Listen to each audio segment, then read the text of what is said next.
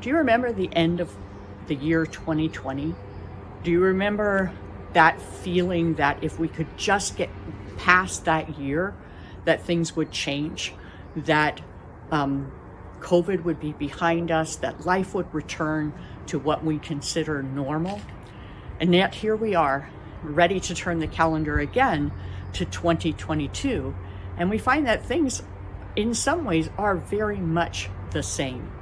And I think that's a good reminder of the fact that our hope doesn't lie in the turn of the calendar. Our hope lies in Jesus Christ and in the new kingdom that he is establishing. So I want to remind us of what that kingdom will be like, so that we can set our gaze a little further on the future than just January of 2022. John the Apostle writes in Revelation 21, "Then I saw a new heaven and a new earth, for the first heaven and the first earth passed away, and there is no longer any sea. And I saw the holy city, New Jerusalem, coming down out of heaven from God, made ready as a bride adorned for her husband. And I heard a loud voice from the throne saying, 'Behold, the tabernacle, or the dwelling place of God is among men, and he will dwell among them, and they shall be his people, and God himself will be among them. He will wipe away every tear from their eyes, and there will no longer be any death. There will no longer be any mourning or crying or pain. The first things have passed away.' And he who sits on the throne said, 'Behold, I am making all things new.'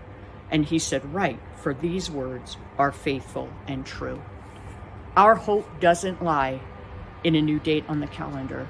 Our hope lies in the one who is making all things new, and who testifies that these things that were written, that one day, a day will come when there will be no more sorrow or crying or pain or death, that he says we can bank on that. These things are absolutely true. They are sealed by the very character of Jesus Christ. So I would encourage you today, no matter what the last year has held for you and your family, whether it has been the most joyous time or the most difficult, and no matter what you are looking forward to in the future, let's not just look at the days ahead. Let's look at that ultimate future where we will be forever with God in his kingdom.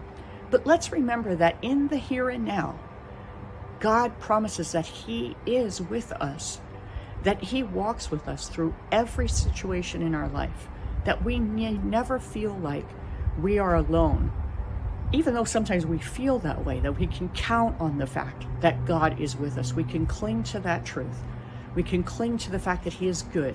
We can cling to the fact that his plans for us are what is best for us. We can cling to the fact that he is preparing a place, and that future holds no sorrow.